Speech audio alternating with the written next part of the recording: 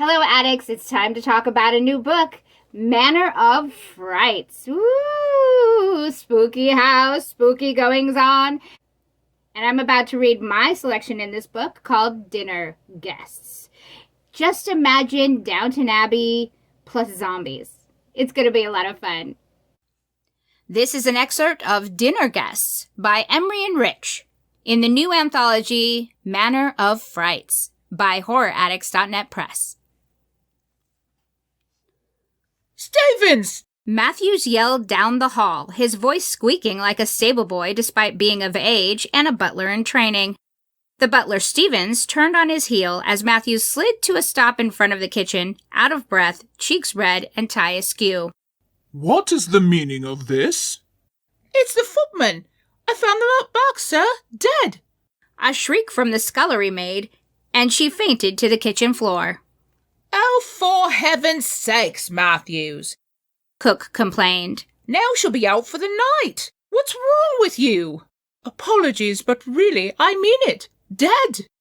Stevens took a deep breath, adjusted his wire-rimmed glasses, and approached Matthews, straightening the young man's tie. I assure you they are not dead. Drunk, maybe, but no matter if they are drunk or dead, you will comport yourself in a gentlemanlike manner. Now, accompany me to the dining room. The feast is but a few hours away, and tasks must be sorted. If we are to be short-handed, we will need to be extra vigilant about the state of things. Here they are now. Cook gazed over Stephen's head, where the footman clambered down the hall, untidy dress and all. Where the devil have you been? Before he could finish, one of the boys knocked Matthews to the floor. His companion lunged for Stevens, but he grabbed a nearby broom and shoved him away. Ah, not dead! Matthews yelled, struggling against the stronger footman. Holding his own hellion at bay, not a broom's length away, Stevens studied the servant hell-bent on attacking him. His eyes were bloodshot and raw, and his skin ashy gray. In fact, his whole being looked as if the color had been drained from it. Stephen remembered the lock of hair he'd cut from his dear Matilda before she was buried, how it was golden and bright, but not a month later the color had vanished, the dull, murky hue, foreign and repulsive. I think you were right, Matthews. They do appear dead. Stevens held the broom against the onslaught as best he could. Or rather, undead. He shoved harder on the broom and caused the hellion to fall into the hall. A loud splat sounded as his head hit the floor. He lay motionless, intent clearly gone. Stevens turned to Matthews and used the broom to beat the other undead servant into submission. Once the wild servant was off him, Matthews jumped up and grabbed a large skillet from the kitchen. Never did like you, Charles.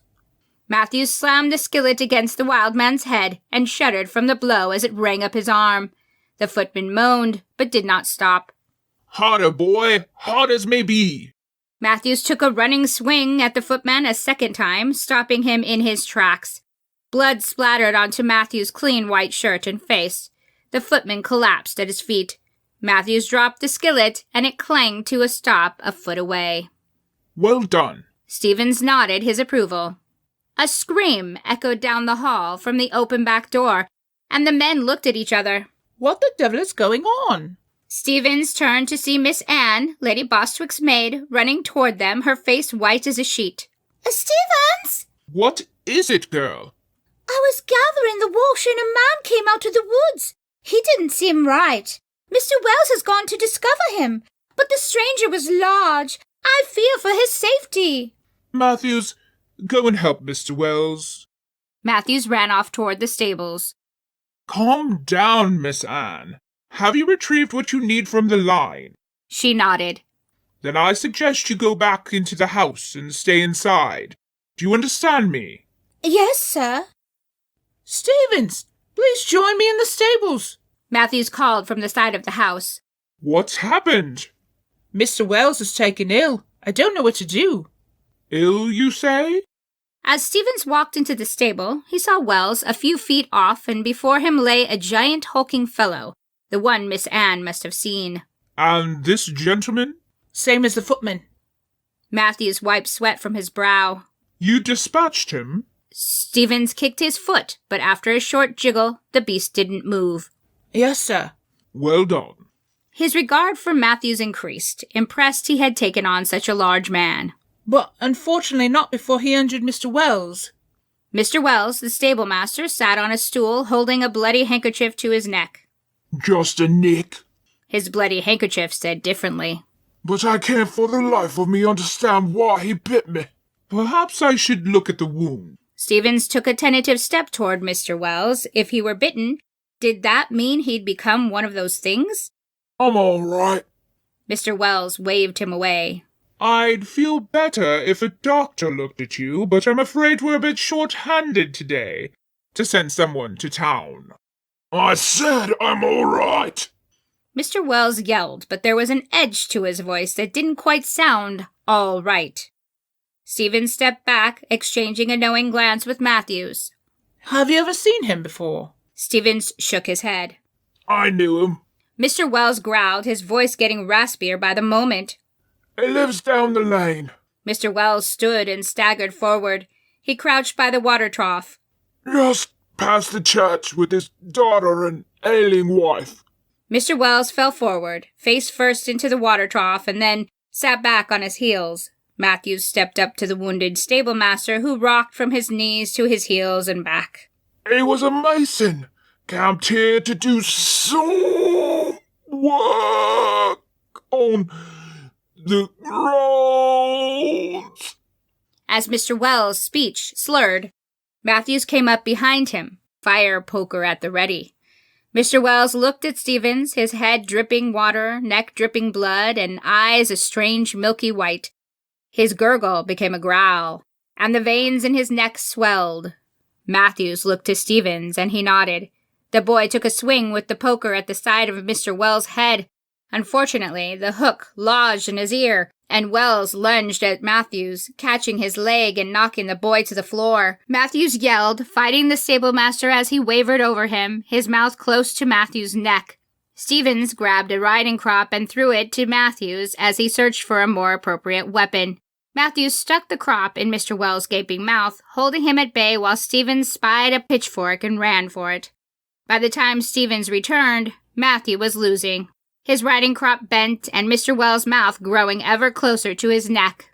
Mr. Wells! Stevens called to distract the possessed man from his wish to latch on. Seeming to remember his name, the zombie looked up. That's not how we treat a member of the household staff, now is it? With Mr. Wells distracted, Matthews knocked him off balance and rolled to freedom before Stevens skewered the stable-master through the eyes with a pitchfork. A squelching sound echoed through the barn, and a horse whinnied. 1,000 thanks, Stevens. Matthews stood, staring at the stable-master who'd tried to kill him. A pleasure, my boy. I only wish I had acted sooner so your shirt didn't get showered with his blood. A growl from behind alerted Stevens to another monster, but before he could turn around, what felt like a sack of potatoes thumped into him. Tiny arms latched onto his shoulders, and something knocked against his high-collared shirt with a vengeance. Matthews grabbed the poker from the stable-master's head. Don't move. Matthews swung, knocking the miniature monster to the floor. Before she could rise, he speared her head with the fire poker. His daughter, I presume? I suppose. You think we have the mother coming in next? We may. Stevens opened an empty horse stall and went back for the dead girl. Quick, let's tidy up. We'll have to search the grounds and take care of these later. That was an excerpt of Dinner Guests by Emerian Rich. You can read more in the Manor of Frights anthology from HorrorAddicts.net Press. I hope you enjoyed the selection from Manor of Frights, and now go buy it on Amazon or Kindle. You can read it right now. You can read the whole story along with all my other people who are in this great book about spooky goings-on, all in the same house. It also has floor plans, and you can actually go to the floor plan and point where you are in the book if you'd like, if you're a geek like me. I hope you enjoy it, and as always, happy reading and stay spooky!